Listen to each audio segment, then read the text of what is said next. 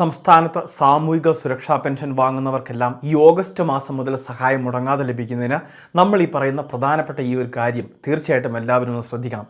60 വയസ്സിന് മുകളിൽ പ്രായമുള്ളവർക്ക് ലഭിക്കുന്ന വാർദ്ധക്യകാല പെൻഷൻ പദ്ധതി, അതോടൊപ്പം തന്നെ വിധവകൾക്ക് ലഭിക്കുന്ന വിധവാ പെൻഷൻ സ്കീം, അതോടൊപ്പം തന്നെ അവിവാഹിത പെൻഷൻ സ്കീമുണ്ട്.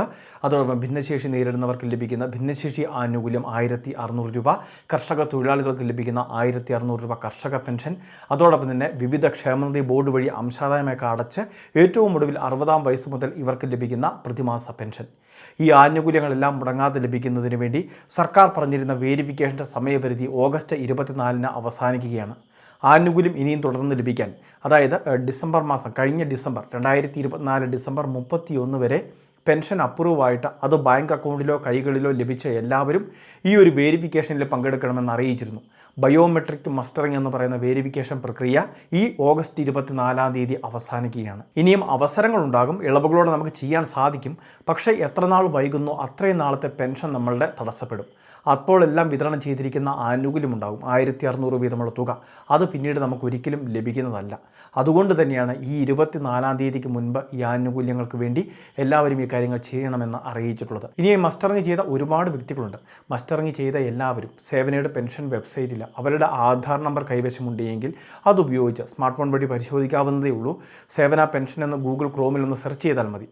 ആ രീതിയിൽ നമുക്കൊന്ന് പരിശോധിച്ച് കഴിഞ്ഞാൽ നമ്മുടെ സ്റ്റാറ്റസ് കാണാം. ഇതിൽ ഈ മസ്റ്റർ സ്റ്റാറ്റസ്, ഈ മസ്റ്റർ ചെയ്തിട്ടുണ്ട് എന്നും അതോടൊപ്പം തന്നെ ചെയ്ത തീയതിയും അത് കൃത്യമായിട്ട് ഒന്ന് നോക്കി ഉറപ്പിക്കുക.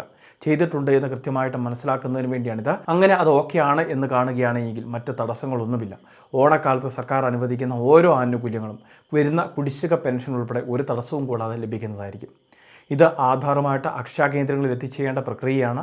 ഇനി ഇത് അറിഞ്ഞിട്ടില്ലാത്ത ഒരുപാട് വ്യക്തികളുണ്ട്. സ്മാർട്ട് ഫോണുകളില്ലാത്ത, അല്ലെങ്കിൽ വീട്ടിൽ ടെലിവിഷൻ പോലും ഇല്ലാത്ത, അല്ലെങ്കിൽ പത്രമാധ്യമങ്ങളൊന്നും ഇല്ലാത്ത, ഇത്തരം വാർത്തകളൊന്നും അറിയാത്ത ഒരുപാട് വ്യക്തികളുണ്ടാകും. അതൊരു പക്ഷേ നമ്മളുടെ അയൽക്കാരാവും. അതുകൊണ്ട് തന്നെ ഈ അറിയിപ്പുകൾ അങ്ങനെയുള്ളവരിലേക്ക് കൂടി നിങ്ങൾ ഷെയർ ചെയ്യണം. നിങ്ങൾ അവരോടുകൂടി പറയുക, പെൻഷൻ ലഭിക്കുന്നുണ്ടെങ്കിൽ തീർച്ചയായിട്ടും മസ്റ്ററിങ് ചെയ്യണം. അത് ഈ ഓഗസ്റ്റ് മാസം 24 മുൻപ് പൂർത്തിയാക്കുകയും വേണം. ഇനി കിടപ്പ് രോഗികളും അവശത അനുഭവിക്കുന്ന ഒരുപാട് വ്യക്തികളുണ്ട്. അതോടൊപ്പം എന്തെങ്കിലുമൊക്കെ രോഗങ്ങൾ മൂലം അക്ഷയ കേന്ദ്രങ്ങളിലേക്കൊക്കെ പോകാൻ സാധിക്കാത്തവർ.